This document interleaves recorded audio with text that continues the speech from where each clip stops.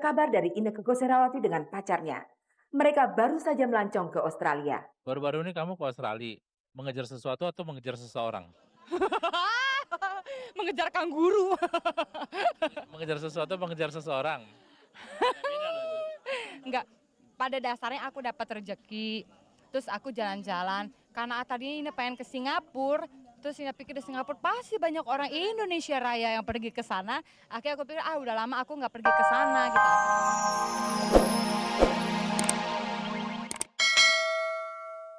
Kami datang kepada Anda membawa kabar seputar dunia artis, selebriti, dan gaya hidup. Pemirsa, sore ini telah kami siapkan sederet sajian menarik. Antara lain, Inneke Koesherawati yang sedang berusaha menyembuhkan penyakit latahnya. Kemudian Inneke juga akan menyanyi untuk Anda. Setelah itu ada Vicky Burki dengan sabuk manik-manik yang tak pernah lepas dari perutnya. Dan mengenai perkawinan Anjasmara Dianitami, tentu saja juga ada di kabar-kabari sore ini. Itulah pemirsa beberapa sajian kabar-kabari kali ini, di samping masih ada lainnya yang sayang kalau Anda lewatkan. Dan inilah yang pertama, tentang Inneke Koesherawati dengan resepnya untuk menghilangkan penyakit latah dan suaranya yang ia yakin tak memenuhi syarat sebagai seorang penyanyi. Inneke Koesherawati dan penyakit latah. Kalau pergelangan tangan kirinya sedang ditempel tato buatan, ini pasti bukan penyakit latah. Ini hanya sekedar ikut-ikutan mode saja. Meskipun orang juga sering menyebutnya dengan latah mode, latah tato, atau apapun namanya. Nah, tato buatan ini sekarang sudah jadi. Sudah menempel di tempat yang dikehendaki. Inneke senang. Sebentar-sebentar ia akan mengangkat tangannya supaya tato ini dilihat orang. Tapi umur tato ini hanya sebentar. Ia akan segera luntur oleh keringat dan air. Atau segera dihapus oleh Inneke sendiri manakala ada syuting sinetron. Tapi malam itu ia sedang off, sedang tidak ada syuting. Bersama Cut Keke, Inneke mengobrol dengan kabar-kabari. Di antaranya mengobrol mengenai penyakit latah yang dulu sempat menghinggapinya, tapi kini berhasil disembuhkannya. Gue tuh dulu nggak latah. Terus gara-gara gue bergaul sama orang-orang yang latah dan gue ngikutin, gue tuh selalu bikin latah mereka. Lama-lama kan kerekam di otak gue tuh, oh latah. Jadi gue setiap kesenggol, pertama cepet, iya. Tapi dulu sempet jorok ya, sorry aja, sempet bahasanya tuh yang jorok ya. Tapi sekarang sih astagfirullahaladzim, udah berubah. Sekarang Inneke Koesherawati masih tetap latah, namun tidak parah-parah amat. Seperti ini misalnya. Cuma ngomong-ngomong aja kok. Disenggol masih konyol. Cuma sebatas ngomong nggak perbuatan. Kalau perbuatan tuh gue paling sebel. Gue tuh sebenarnya ngeliat orang latah, dia jelek. Jealous. Oh, iya. Tuh kan, Dianitami dan Anjas ciuman. Gosipin Dian sama Anjas yuk. Sebentar lagi mereka mau kawin loh bang. Gosip ya ada. Mengenai Dianitami dan Anjasmara, mereka bahkan sudah menikah. Akad nikahnya dilaksanakan Kamis pekan lalu dan pestanya hari Sabtu. Di kabar-kabari sore ini, peristiwa bahagia itu nanti juga bisa Anda simak rekamannya. Tapi sebelum itu ada juga kabar dari Inneke Koesherawati dengan pacarnya. Mereka baru saja melancong ke Australia. Baru-baru ini kamu ke Australia, mengejar sesuatu atau mengejar seseorang? Mengejar kanguru. Mengejar sesuatu, mengejar seseorang. Enggak, pada dasarnya aku dapat rezeki, terus aku jalan-jalan. Karena tadinya ini pengen ke Singapura, terus ini pikir di Singapura pasti banyak orang Indonesia Raya yang pergi ke sana. Akhirnya aku pikir, udah lama aku nggak pergi ke sana gitu. Akhirnya udah aku pergi ke Australia aja. Iya. Bersama seseorang. Tanya dong seseorangnya siapa? Kakandaku.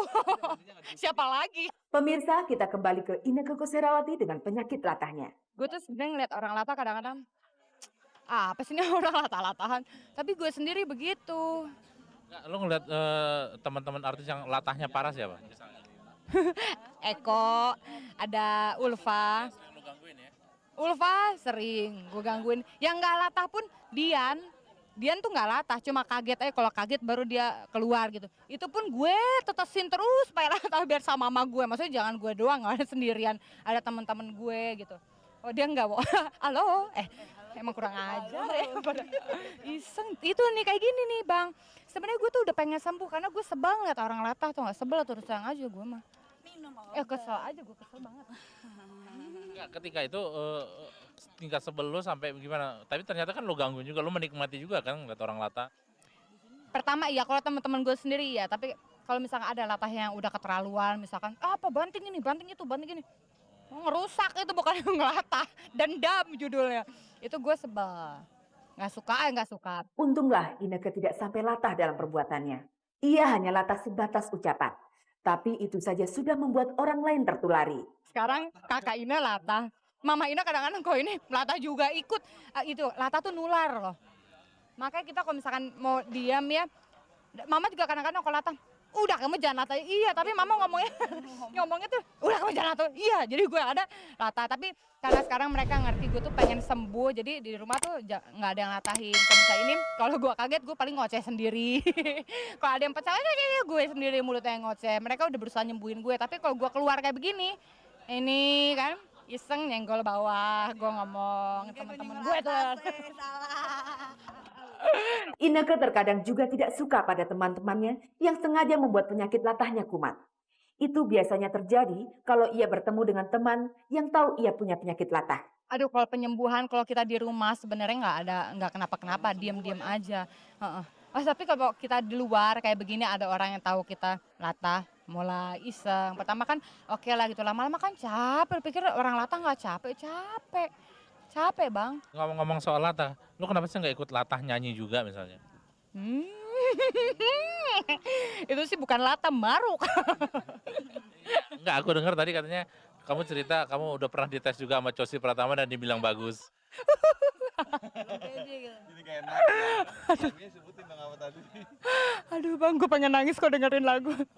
Gue pernah karaoke di rumah nih, gue nyanyi sendiri nih, lagunya Bukan Cinta Sesaat Rafika Duri. Gue kan suka ya.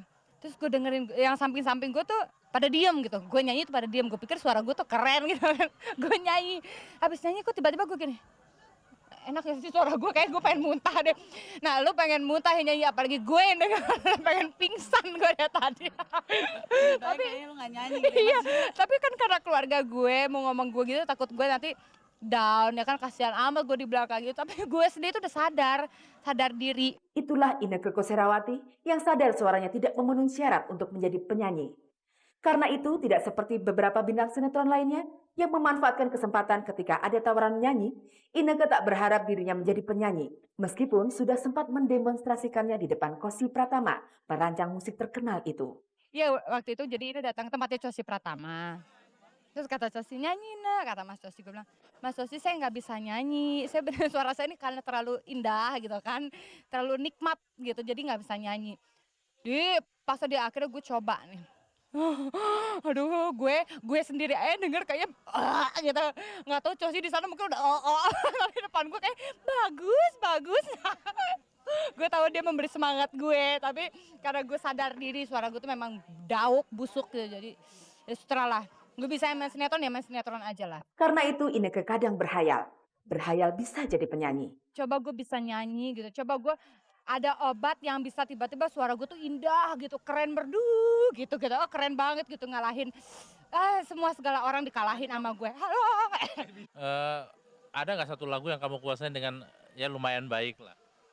Abang jangan suruh saya nyanyi di sini ya bang. Yang ada pecah semua orang TV, abang malu.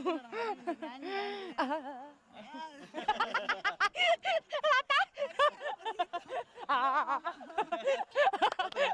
Ya Allah. Ini nggak bisa nyanyi, bang. Paling nggak apa lagu apa yang kamu kuasain dengan baik? Balonku ada 5. Abang. Tunggu. Enggak ada ikan janahnya kan ya? Masih terngiang. Gue suka lagu itu. Aduh, tunggu. Bismillahirrahmanirrahim. Masih terngiang di telinga. Abang, aduh udah gue mendingan disuruh lari 10 keliling daripada gue suruh nyanyi. Kayak gitu suara gue indah kan?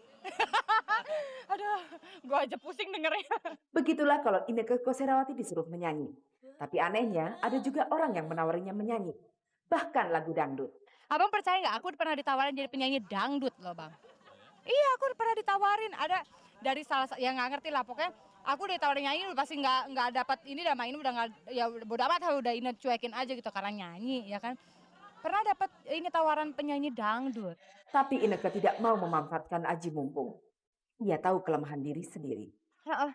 Penyanyi pop aja susah. Penyanyi dangdut apalagi dia kan punya cengkokan-cengkokan lagunya yang makanya gue tuh sebenarnya salut sama penyanyi dangdut. Dia bisa loh Mbak Camelia, kayak Ikke Nurjanah, kayak banyak Iis Dahlia gitu kan dia kayak cengkokannya asik gitu. Nah gue lagi udah gak bisa nyanyi, gue ditawarin penyanyi dangdut udah wallahu alam aja udah wassalam.